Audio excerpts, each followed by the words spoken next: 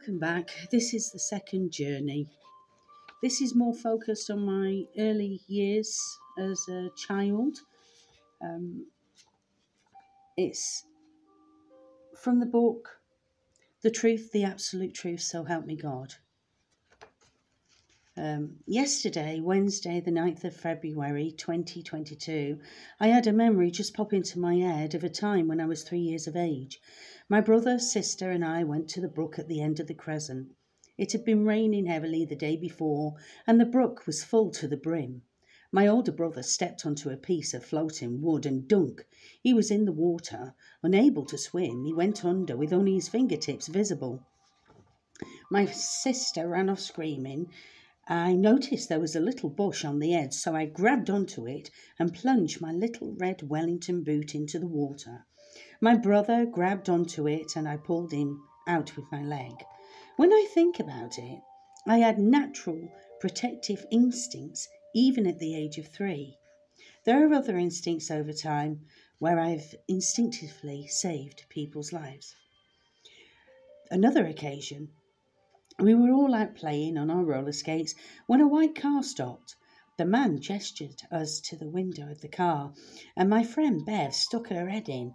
He grabbed her in a headlock and began to drive off. The others skated off in the opposite direction as I chased after the car on my roller skates, grabbing her and yanking her free from his grip. I wouldn't like to think what would have happened to her if I had instinctively pulled her from him.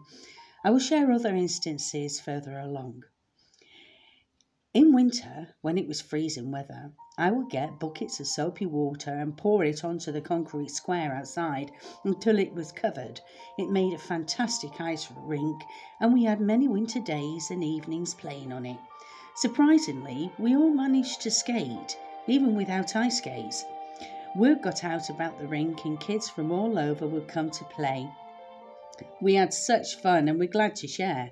Friendships blossomed between the Orford and the Padgate lot. Children back then were very different to now.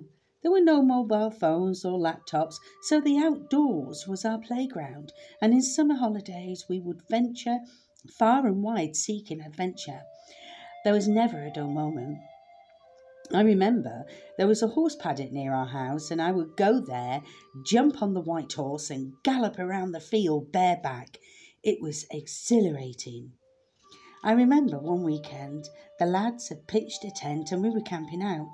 I ran home and asked if I could camp out with them. Obviously, the answer was no. So that night, I put my pillow in the bed and said to my sister to cover for me.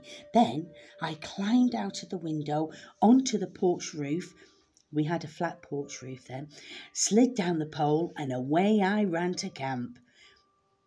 I would do that often. Only on one occasion I was late getting back and Dad was up getting ready for work. I knocked on the door and he opened it, surprised to see me. I told him I'd got up early and went fishing with the lads. Little did he know I'd been out all night fishing. Not that I liked fishing. I loved being outdoors rather than indoors. As children, we enjoyed exploring and swimming in some of the dirtiest pond water. Brick Pit comes to mind, and although it was a very large pond, when you have a lot of kids jumping off a rope into it, it soon becomes very murky. On one occasion, we decided to venture to the canal. It was about an hour's walk away. With towels in hand, we hiked down the avenues, over the roads, across the fields, until finally we reached the canal. It was so hot, and we were glad to just jump in.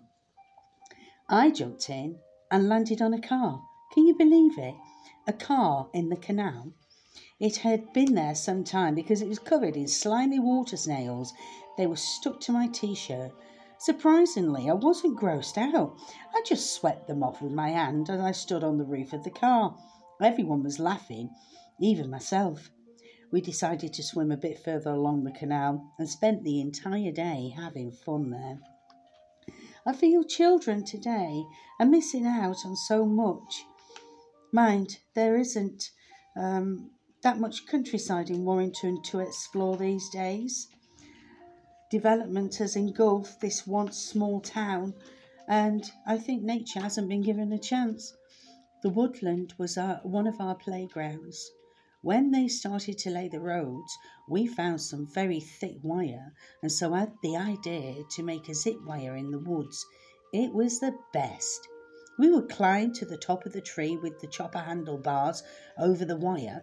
We zipped down from one tree to the next, not even thinking about falling or how dangerous it was. When they started to build the estates, we played on the scaffolding and acquired some great materials to make a superb den in the woods. The land was clay, and we would dig up mounds of it and make all kinds of things. We had a large steel tub that we lit a fire in and often made jacket spuds. It was a den of dens. Throughout my childhood, I could see things others could not, and I mostly kept it to myself, although it didn't last long, and I was able to enjoy a relatively normal life for the rest of my childhood and teenage years up until my 20s. That's when it kick-started again.